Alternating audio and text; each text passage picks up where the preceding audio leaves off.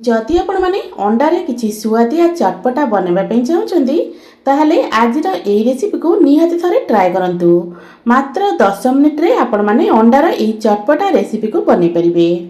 आजिर एई recipe को आपण माने थरे बनैले बार बार बनैबा ପାଇଁ इच्छा करिवे।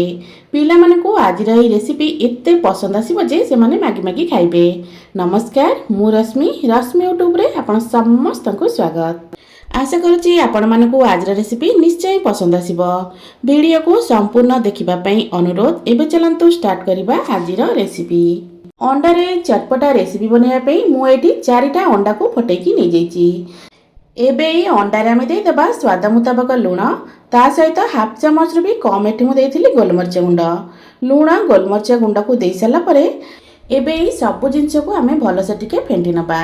सांग माने आजिर एई रेसिपी वीडियो को आपण माने को जगारु देखुचंती कमेंट करी निश्चय जणिबे, जहा फल कि मु मध्य आपण मानकु धन्यवाद दे परिबी। अंडा रे तो आपण माने विभिन्न प्रकार तरकारी बनौथिबे, थरे अंडा रो तियारी एई रेसिपी को निहाती ट्राए करंतु। देखिबे पिला होंत कि बड़ समस्तंकु आजिर एई रेसिपी निश्चय पसंद आसीबो। अंडा को भल से फेंटी सारा पर एबे ताको हम रखि नबा साइड रे। एपटे गैस ऑन करी गैस ऊपर बसे नीची गोटे पैन आमर भल भाव में गरम हो सारा पर अल्प तेल देदेबा। तेल गरम हो सारा पर फेंटिकी रखिथिबा अंडा को एठी देदेबा। गैस फ्लेम को एई जगह मु हाई रे ही रखिथिली। अंडार गोटे पट साइड बढ़िया से हेई गला परे एबे अंडा को आम आर पट को पलटै नबा। अंडा को आर पट को पलटै सारा पर एबे एठी देखि परथिबे अंडा को जेमति मु गोटे गोटे पीस करी काटि नउची ना, सेमिति अंडा को बड़ बड़ पीस करी काटि नबा। तो एठी अंडा को पीस पीस करी काटि सारा पर सबु जगह अंडा को आम भल से भाजी नबा। अंडा को पूरा बढ़िया से भाजी सारा पर एबे अंडा भजा को आम गोटे प्लेट को काढ़ी नबा। एबे ई अंडा भजा को आम रखि नबा साइड रे। सेई पैन रे एबे देई दबा गोटे चामच परिका तेल। तेल आमर भल भाव में गरम हो सारा पर एठी मु नेइथिली पियाज, ता सहित टमाटो, ता सहित एठी नेइथिली अल्प कैप्सिकम। पियाज टमाटो एठी मु 2टा लेखा नेइथिली आ कैप्सिकम गोटे नेइथिली। आपण माने अंडार परिमाण को देखि कैप्सिकम, पियाज आ टमाटो को कम अधिक करी नेबे। तो एबे ई सब जिनस को आम हल्का टिके भाजी नबा। आको बिल्कुल भी गोल्डन ब्राउन कलर करी भाजीबानी। मात्र 1 ରୁ 2 मिनिट पर्यंत आको टिके एपट सेपट करनेले एटा भल से भाजी आइ जिवो। आ एटा पूरा कंचा कंचा थिबो जोटा खाइबा पई बेस भल लागिवो। एबे ऊपर अल्प टिके लूण देई दउची। लूण देई आको आम 1 ରୁ 2 मिनिट पर्यंत टिके एपट सेपट करनबा। एठी मु कहि रखुची जदि आपण मानको आजिर ई अंडार रेसिपी पसंद आसे वीडियो को लाइक करिवे, शेयर करिवे। जदि आपण माने मो चैनल रे नुआ अछंती ताले प्लीज चैनल को सब्सक्राइब निश्चय करनेबे। तो ये देख पार्थिबे कैप्सिकम, पियाज और टमाटो को मु पाखापाखि 1 ରୁ 2 मिनिट हम एपट सेपट कर भाजी नहीं। आठू बेसी समय भाजबार बिल्कुल भी आवश्यकता नहीं। एबे चलंतु एई कैप्सिकम, पियाज और टमाटो को आम गोटे प्लेट को काढ़ी नबा।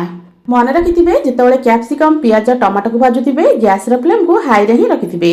हाई फ्लेम रे 1 ରୁ 2 मिनिट भाजी सारा पर एबे आम प्लेट को काढ़ी नबा। सेई पैन रे अल्प टिके तेल दे दबा। एबे काटिक रखिथिबा रसुण और काटिक रखिथिबा कंचा लंका को दे दबा। कंचा लंका रसुण को दे सारा पर एबे लंका और रसुण को आम भल से टिके भाजीबा। गैस र फ्लेम को एठी मु हाई रे ही रखिथिली। हाई फ्लेम रे पाखापाखि 1 ରୁ 2 मिनिट भाजी सारा पर देखिबे रसुण र कलर टा धीरे धीरे चेंज होबा को लागिवो।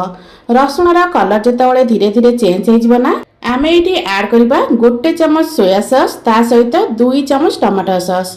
1 चमच सोया सॉस, 2 चमच टमाटो सॉस दे सारा पर सब जिनस को टिके मिसई नबा। तो एठी मु सब जिनस को भल भाव में मिसई नउची। सब जिनस को भल भाव में मिसैला बेले गैस र फ्लेम को एई जगह रे पूरा लो रखिथिबे। लो फ्लेम रे एई सब जिनस को मिसई सारा पर आगुर आमे भाजी के रखिथिबा टमाटो, कैप्सिकम, पियाज को एठी ऐड कर दबा। तो टमाटो, कैप्सिकम, पियाज को दे सारा पर एठी मु कोन करथिल ना 1 चमच कॉर्नफ्लावर को अल्प टिके पानी रे गोली नेथिली। एबे सेई घोळ को एठी दे दबा। एबे ई सब जिनस को आमे भल भाव में मिसई नबा। एई सब जिनस को मिसैला बेले गैस र फ्लेम को लो रे ही रखिथिबे, बिल्कुल भी हाई करिवेनी। लो फ्लेम रे पाखापाखि 1 ରୁ 2 मिनिट पर्यंत सब जिनस को आमे भल से मिसैबा। 1 ରୁ 2 मिनिट पर्यंत सब जिनस को भल भाव में मिसई सारा पर एठी हमें ऐड करिबा भाजी की रखिथिबा अंडा को। तो एठी मु भजा अंडा सब देई दउची। अंडा को देई सारा पर सब जिनस को आउ थरे हमें भल से मिसई देबा। गैस र फ्लेम को बिल्कुल भी हाई करिवेनी, सेमिति ही लो रे रखिथिबे। तो लो फ्लेम रे सब जिनस को भल से मिसई सारा पर आमे ऐड कर दबा अल्प कट्टा धनिया पत्र। ଏଇଠି ଏଇ ସବୁ ଜିନିଷକୁ ମୁଁ ପ୍ରଥମେ ଭଲ ଭାବରେ ମିଶାଇ ନେଇଥିଲି।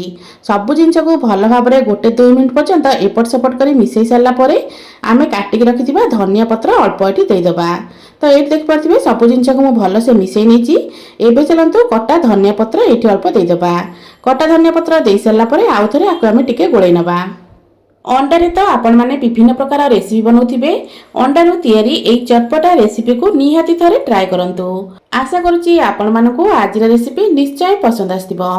पुणी आसीबी गोटे नुआ रेसिपी नै से पर्यंत रहउची। नमस्कार, जय जगन्नाथ।